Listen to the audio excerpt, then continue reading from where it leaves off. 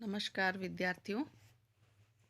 आज मैं आपको बीए भाग प्रथम में प्रथम प्रश्न पत्र राजनीति विज्ञान के मूल आधार के अंतर्गत समानता के बारे में बताऊंगी। इससे पूर्व मैंने आपको स्वतंत्रता एवं समानता के अर्थ के बारे में भी बताया था।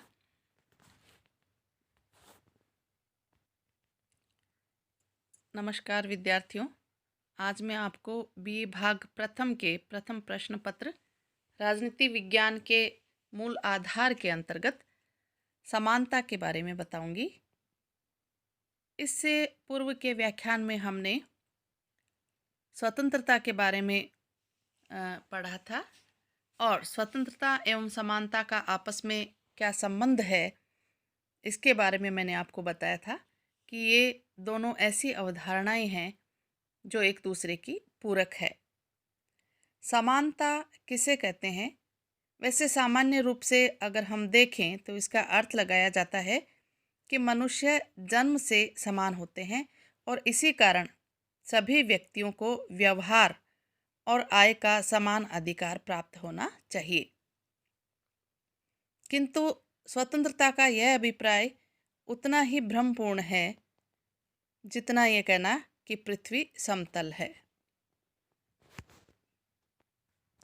नमस्कार विद्यार्थियों, आज मैं आपको बीए भाग प्रथम के प्रथम प्रश्न पत्र राजनीति विज्ञान के मूल आधार के अंतर्गत समानता के बारे में बताऊंगी। इससे पूर्व जैसा कि हमने जाना, स्वतंत्रता का अर्थ और स्वतंत्रता एवं समानता दोनों एक दूसरे के पूरक हैं। एक के बिना दूसरे की प्राप्ति असंभव है। सामान्य रूप से यदि हम देखें तो समानता का अर्थ है कि मनुष्य जन्म से समान होते हैं और इसी कारण सभी व्यक्तियों को व्यवहार और आय का समान अधिकार प्राप्त होना चाहिए। किंतु समानता का यह अभिप्राय उतना ही भ्रमपूर्ण है जितना यह कहना कि पृथ्वी समतल है। प्रकृति के द्वारा भी सभी व्यक्तियों को समान शक्तियां प्रदान नहीं की गई हैं। मानवीय समाज में मोटे, पतले, लंबे, नाटे, कुशाग्र और मंद बुद्धि के जो विभिन्न प्रकार के व्यक्ति मिलते हैं, वे प्राकृतिक असमानता के ही उदाहरण हैं। इसके अतिरिक्त इस प्रकार की असमानता की धारणा को समाज द्वारा अपनाया जाना अनुचित ही नहीं वरन असंभव भी है। वर्तमान समय में हम समाज में जिस प्रकार की असमानता देखते हैं, उस असमानता के कारण दो प्रकार के हैं और इन दो प्रकार के कारणों के आधार पर असमानता भी दो प्रकार की होती है। एक प्रकार की असमानता वह है जिसका मूल व्यक्तियों में प्राकृतिक भेद है। प्रकृति के द्वारा विभिन्न व्यक्तियों में बुद्धि, बल और प्रतिभा की दृष्टि से भेद किया जाता है और इस भेद के कारण जो असमानता उत्पन्न होती है उसे प्राकृतिक असमानता कहते हैं। इस प्राकृतिक असमानता का निराकरण संभव और उचित भी नहीं है। दूसरी तरफ यदि हम देखें तो समाज में विद्यमान असमानता है जिसका मूल समाज द्वारा उत्पन्न की गई विषमताएं हैं। अनेक बार बुद्धि, बल और प्रतिभा की दृष्टि से श्रेष्ठ होने पर भी निर्धन व्यक्तियों के बच्चे अपने व्यक्तित्व का वैसा विकास नहीं कर पाते जैसा विकास उससे निम्नतर बुद्धि बल के धनिक बच्चे कर लेते हैं। इस सामाजिक असमानता का मूल कारण समाज द्वारा उत्पन्न परिस्थितियों का वह वैषम्य होता है जिसके कारण सभी व्यक्तियों को व्यक्तित्व के विकास के समान अवसर प्राप्त नहीं हो पाते। राजनीति विज्ञान की एक धारणा के रूप में समानता का तात्पर्य सामाजिक वैषम्य द्वारा उत्पन्न इस असमानता के अंतर से है। इसका तात्पर्य यह है कि राज्य के सभी व्यक्तियों को व्यक्तित्व के विकास के समान अवसर दिए जाने चाहिए ताकि किसी भी व्यक्ति को कहने का अवसर न मिले कि यदि उसे यथेष्ट सुविधाएं प्राप्त होती तो वह भी अपने जीवन का विकास कर सकता था। अतः समानता की विधिवत परिभाषा देते हुए हम ये कह सकते हैं कि समानता का तात्पर्य ऐसी परिस्थितियों के अस्तित्व से होता है जिसके कारण व्यक्तियों को व्यक्तित्व के विकास हेतु समान अवसर प्राप्त हो सके और इस प्रकार उस असमानता का अंत हो सके जिसका मूल कारण सामाजिक वैषम्य है। लॉस्की ने अपने विचार व्यक्त करते हुए कहा था कि समानता मूल रूप से समानीकरण की एक प्रक्रिया है, इसलिए प्रथमतः समानता का आशय विशेषाधिकारों के अभाव से है। द्वितीय रूप में इसका आशय यह है कि सभी व्यक्तियों को विकास हेतु पर्याप्त अवसर प्राप्त होने चाहिए। अब हम देखेंगे कि समानता के कितने प्रकार हैं।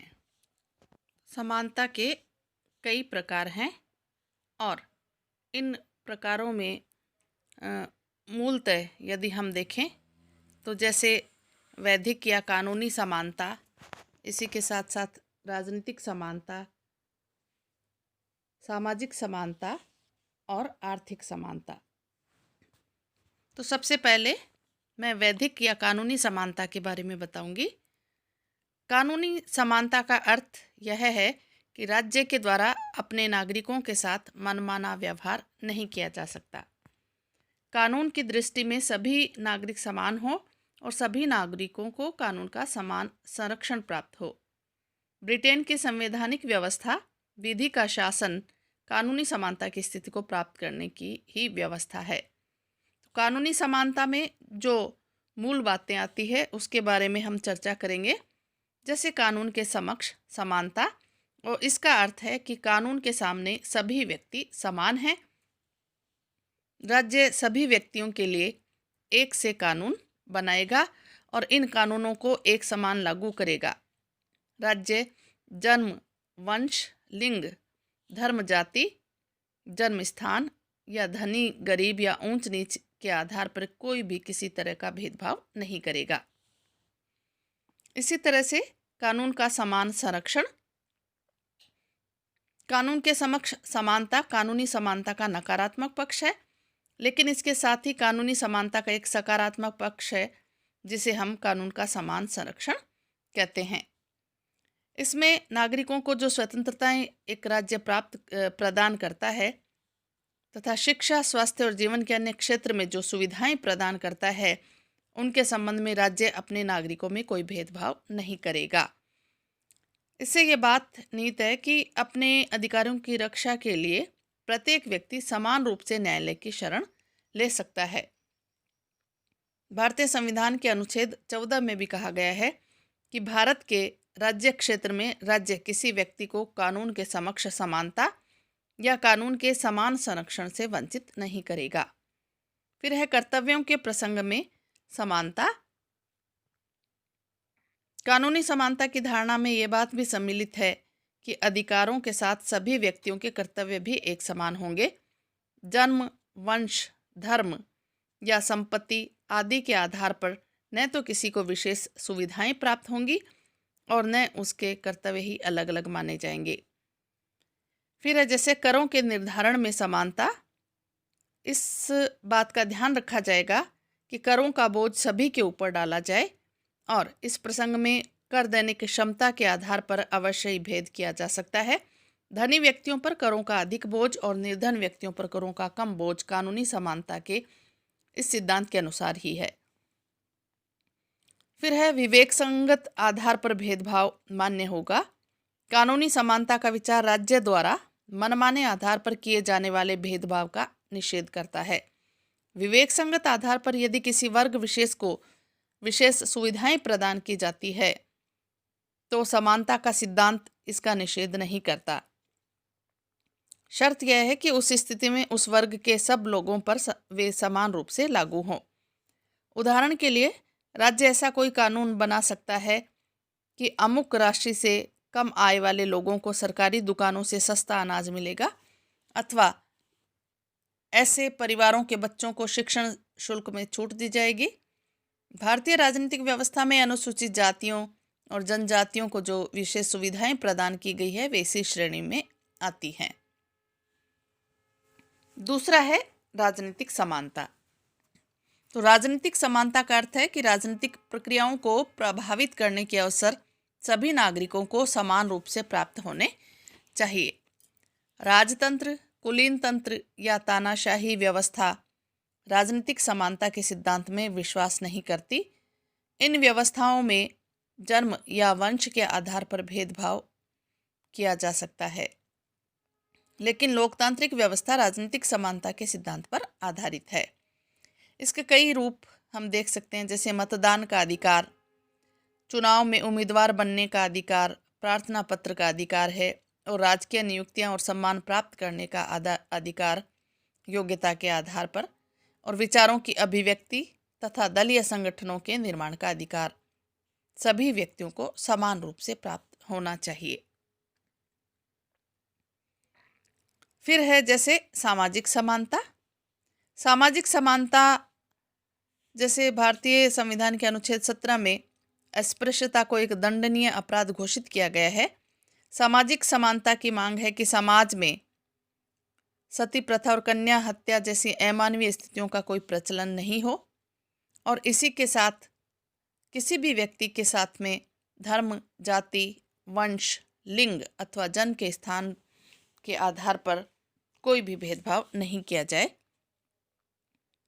तो सामाजिक समानता के अंतर्गत जो मुख्य बातें आती हैं वो कुछ इस तरह से कही जा सकती है, जैसे वंश, धर्म, जाति और वर्ण के आधार पर किसी के साथ भेदभाव नहीं किया जाएगा, जैसा कि मैंने अभी बताया।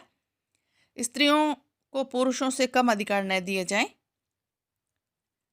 फिर है सामाजिक समानता एक ऐसे समाज की स्थापना पर बल देती है जिसमें मनुष्य के बीच सामाजिक समागम को बढ़ावा मिले। सामाजिक समागम का अर्थ है विवाह संबंधों में खान पान के क्षेत्र में निषेधों का अभाव होना चाहिए। तो सामाजिक समानता का अर्थ यह नहीं है कि राज्य स्त्रियों, बच्चों या पिछड़े वर्गों के लिए विशेष सुविधाएं नहीं जुटा सकता। इन सब के विपरीत सामाजिक समानता की मांग है कि सभी कमजोर वर्गों के लिए विशेष सुविधाओं की व्यवस्था अवश्य की जानी चाहिए। फिर है जैसे आर्थिक समानता। वर्तमान जीवन में अर्थ को अत्यधिक महत्वपूर्ण स्थिति प्राप्त है, और यदि हम न केवल इस सिद्धांत वरन व्यवहार में भी समानता को प्राप्त करना चाहते हैं तो आर्थिक समानता की स्थिति को प्राप्त करना नितांत आवश्यक है। रूसो अपने प्रसिद्ध ग्रंथ सोशल कॉन्ट्रैक्ट में लिखते हैं, सरकार की नीति ऐसी होनी चाहिए कि न तो अमीरों की ही संख्या बढ़ने पाए और न ही भिखमंगों की। इसका अभिप्राय है कि समाज में भारी आर्थिक विषमताएं नहीं होनी चाहिए। आर्थिक विषमताएं समाज के संपूर्ण ढांचे को दूषित कर देती है। लोस्की ने सही कहा कि जिस देश में संपत्ति तथा उत्पादन के साधन कुछ गिने चुने लोगों के हाथों में केंद्रित होते हैं, उस देश की राजनीति, संस्कृति, शिक्षण संस्थाओं तथा न्यायपालिका पर धन पूर्णतः हावी हो जाता है। तो इस तरह आर्थिक समानता का आशय यह नहीं है कि सभी व्यक्तियों को समान वेतन मिले या सभी व्यक्ति बराबर भौतिक साधना का उपभोग करें। इस प्रकार की स्थिति को प्राप्त कर पाना न तो संभव है और न ही उचित। आर्थिक समानता का आशय यह है कि सभी व्यक्तियों की मूलभूत आवश्यकताओं की पूर्ति होनी चाहिए तथा संपत्ति की दृष्टि से समाज में भारी विषमताएं नहीं होनी चाहिए। आर्थिक समानता के मुख्य पहलू हम कुछ इस तरह से देख सकते हैं, जैसे सभी व्यक्तियों की न्यूनतम भौतिक आवश्यकताओं की पूर्ति होनी चाहिए। जब तक सभी व्यक्तियों को भोजन, वस्त्र, आवास, शिक्षा और स्वास्थ्य की सुविधाएं प्राप्त न हो जाएं, तब तक किन्हीं व्यक्तियों को विलासिता के साधन प्राप्त करने का अधिकार नहीं होना चाहिए। सभी व्यक्तियों को रोजगार, पर्याप्त मजदूरी और उचित अवकाश की सुविधा प्राप्त होनी चाहिए। बेरोजगारी, बुढ़ापे, बीमारी और अंग भंग की स्थिति में व्यक्तियों को राज्य की ओर से आर्थिक सहायता प्राप्त होनी चाहिए। पुरुषों और महिलाओं को समान कार्य के लिए समान वेतन मिलना चाहिए। सभी व्यक्तियों को ऐसे प्राप्त अवसर होने चाहिए कि उनके द्वारा अपने व्यक्तित्व का विकास किया जा सके। इसमें यह बात भी निहित है कि सामाजिक दृष्टि से दलित और सभी निर्धन परिवारों के बच्चों को ऐसी सुविधाएं दी जानी चाहिए कि उनके द्वारा अपने व्यक्तित्व का विकास किया जा सके। राष्ट्र की संपत्ति तथा उत्पादन के साधन कुछ व्यक्तियों के हाथों में केंद्रित नहीं होने चाहिए। इस प्रसंग में ऐसी व्यवस्थाएं होनी चाहिए कि कुछ व्यक्ति उत्पादन के साधनों पर स्वामित्व के आधार पर किन्हीं अन्य व्यक्तियों का शोषण न कर सके। और इसी के साथ साथ जैसे भीषण आर्थिक असमानताओं का अंत किया जाना बहुत ही जरूरी है। तो समानता की जब हम बात करते हैं तो उसमें राजनीतिक, सामाजिक, कानूनी, आर्थिक सभी समानताएं शामिल है। और ये समानताएं यदि प्रत्येक व्यक्ति को मिलेगी तो प्रत्येक व्यक्ति को अपने व्यक्तित्व के विकास के सुअवसर प्राप्त होंगे। धन्यवाद।